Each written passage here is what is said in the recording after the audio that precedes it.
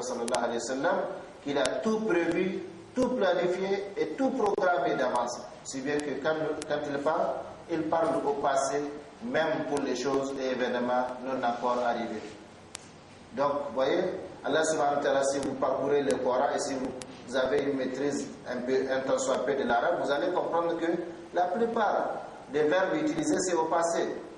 C'est au passé. Et c'est pourquoi ceux qui veulent traduire littéralement le Coran, eh bien, ils commettent des atrocités dans la mesure où ils disent Allah était, en voulant traduire mot à mot littéralement. Non.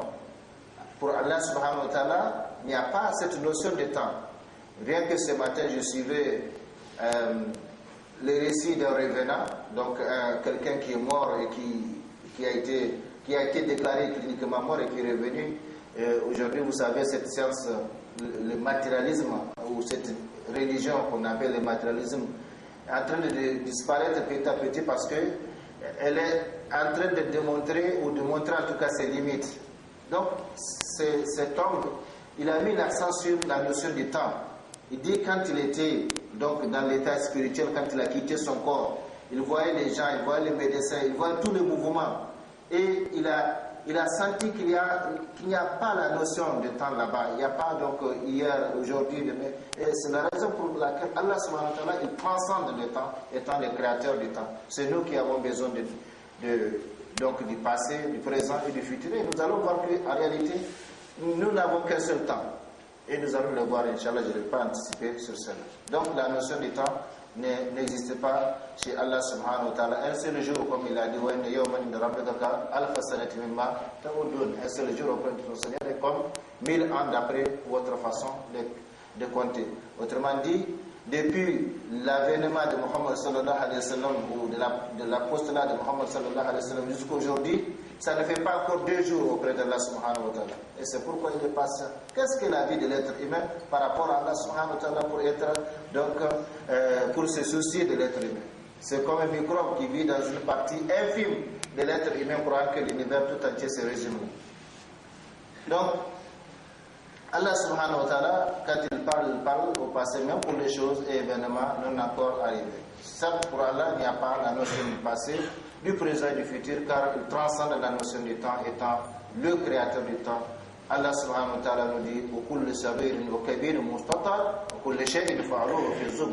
et tout ce qu'ils ont fait est mentionné dans les registres, et tout fait, petit ou grand, est consigné dans les grands livres d'Allah, c'est-à-dire Allahul Mahfouz. Et aujourd'hui, la science est en train de nous rapprocher de cette réalité. Regardez tous ces appareils qui nous entourent, qui sont capables d'enregistrer tout ce qui sort de nos bouches. Et comme Allah subhanahu wa ta'ala l'a dit,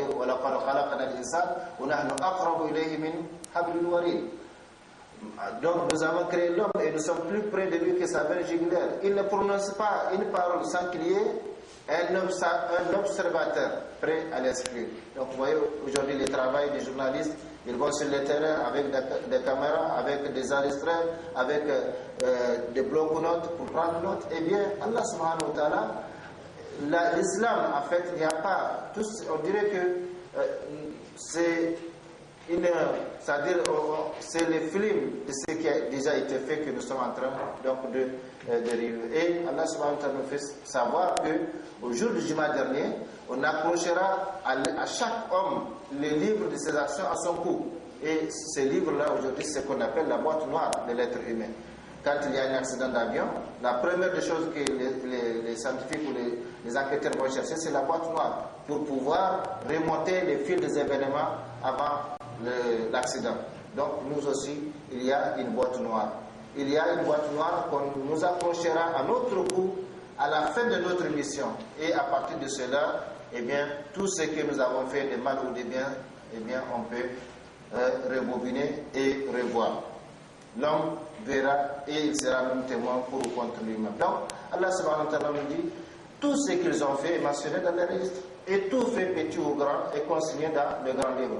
Mais plus que les faits, plus que les paroles, plus que les comportements, même les imaginations, même les pensées, sauf que Allah subhanahu wa ta'ala, par sa miséricorde, ne tient pas l'homme pour ses pensées et ses imaginations tant qu'elles ne sont pas traduites en paroles, en actes ou en comportement, comme le prophète sallallahu alayhi wa sallam l'a fait savoir.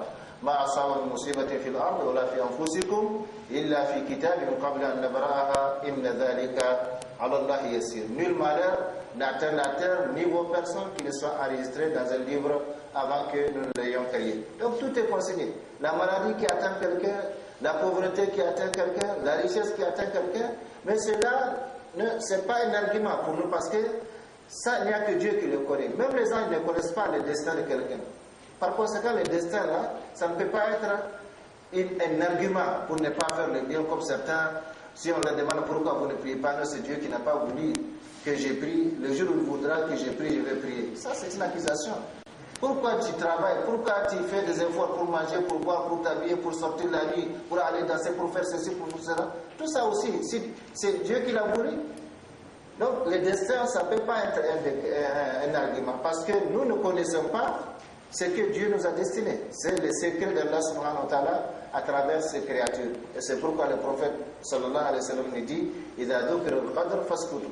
Quand on mentionne le décret, le destin, eh bien, taisez-vous. Parce que c'est un terrain glissant. Facilement, on peut glisser et sortir du cercle des croyants sans le savoir. Une fois, il est sorti sallallahu alayhi wa sallam vers ses compagnons en leur disant Allah subhanahu wa ta'ala m'a montré les registres de tous ceux qui vont au paradis avec leur nom et leur prénom, c'est-à-dire leur nom et les noms de leur père. Et il m'a montré les registres de tous ceux qui vont en enfer avec leur nom et les noms de leur père. La réaction logique des compagnons, comme celle de n'importe qui, c'est que dans ce cas, pourquoi travailler? Dans ce cas, pourquoi prier? Dans ce cas, pourquoi combattre? Dans ce cas, pourquoi jeûner? Dans ce cas, pourquoi supporter toutes ces peines? Allons dormir et attendons que Allah subhanahu wa ta'ala tranche, donc fasse ce qu'il a décidé. Quelle a été la réponse du prophète sallallahu alayhi wa sallam? Quelle a été la réponse du prophète sallallahu alayhi wa sallam?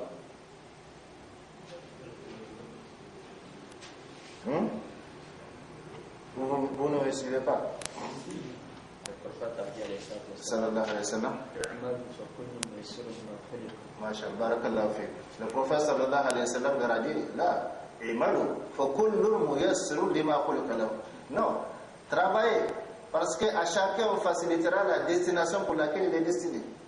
Si c'est un homme de paradis, eh bien c'est comme ça, comme le prophète sallallahu alayhi wa sallam. Il arrive que l'homme accomplisse les actes qui font entrer, qui font mériter le paradis ou l'enfer d'abord, jusqu'à ce qu'il reste qu'un appât ou une coudée plutôt, ou un doigt pour entrer dans le paradis, dans l'enfer, et voilà que le destin le devance, il accomplit les choses. Les gens qui sont destinés au paradis, il finit avec ça, il entre dans le paradis. Et vice versa, l'homme, il arrive que l'homme accomplisse les actes qui font mériter le paradis, mais le destin le précède. Au dernier moment, il accomplit les actes qui font mériter l'enfer, il est entré dedans. Donc, Allah subhanahu wa ta'ala nous fait savoir, parce qu'avec ces versets-là, ces genres de déclarations, eh bien, rien ne doit bouleverser l'être humain. C'est un film que nous sommes en train de vivre. Mais seulement dans ces films-là, il faut chercher à voir, c'est-à-dire connaître son rôle, connaître, c'est-à-dire jouer un rôle, devenir un acteur et non un consommateur sur tous les plans. Donc, nul malheur n'atteint la terre, ni vos personnes qui soient enregistrées dans un livre. Et ce qui se dit à propos du malheur, se dit aussi à propos du bien. Nul bien n'atteint la terre, ni vos personnes qui soient enregistrées. Tout est enregistré, comme nous l'avons vu, puisque l'homme est créé à l'image du Créateur. Il doit par conséquent imiter son Seigneur dans ses actions, dans cette programmation. L'homme est créé à l'image du Créateur. C'est vrai ça? Ça, c'est pas une notion chrétienne? Ou c'est l'islamique aussi? Parce que souvent, je vois des objections par rapport à ça. L'homme est créé à l'image du Créateur, c'est un hadith du prophète sallallahu alayhi wa sallam. Adam alayhi salam, ça veut dire quoi? Que les mêmes attributs positifs qui se trouvent chez l'être humain, enfin qui se trouvent chez Allah subhanahu wa ta'ala, on les retrouve chez l'être humain. Mais comme je l'ai dit, le constat c'est que l'homme ne cherche qu'à extérioriser le mauvais côté. Donc dans l'homme il y a la miséricorde, dans l'homme il y a la bonté, dans l'homme il y a l'amour. Mais qu'est-ce que nous faisons sortir le plus souvent? C'est la haine, c'est la méchanceté. Donc c'est tout à fait le contraire de cette miséricorde ou ces attributs positifs qui se trouvent en nous. Nous sommes équilibrés. Nous sommes équilibrés, comme Allah subhanahu wa ta'ala l'a dit dans la sourate 83, sourate Shams, après avoir juré 11 fois. Eh bien, قد أفلح من زكاها وقد خاب من دساها والنفس وما سواها. Par l'âme et ce qu'il a équilibré. Donc, équilibré entre le bien et le mal. Maintenant, c'est à travers nos actions, nos paroles, nos comportements que la balance sera lourde du côté du bien ou lourde du côté du mal.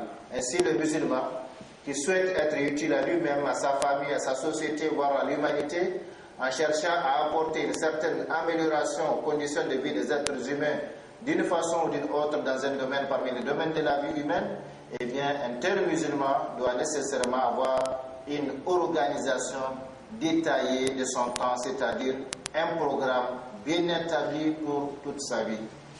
Donc, ça commence là, c'est le point de départ, l'intention de faire ou de devenir quelque chose. Tant qu'on n'a pas cette intention, eh bien, c'est l'errance de la vie. C'est vraiment le vagabondage de la vie. En effet, toute perte ou mauvaise gestion du temps, c'est là qu'il y a une erreur.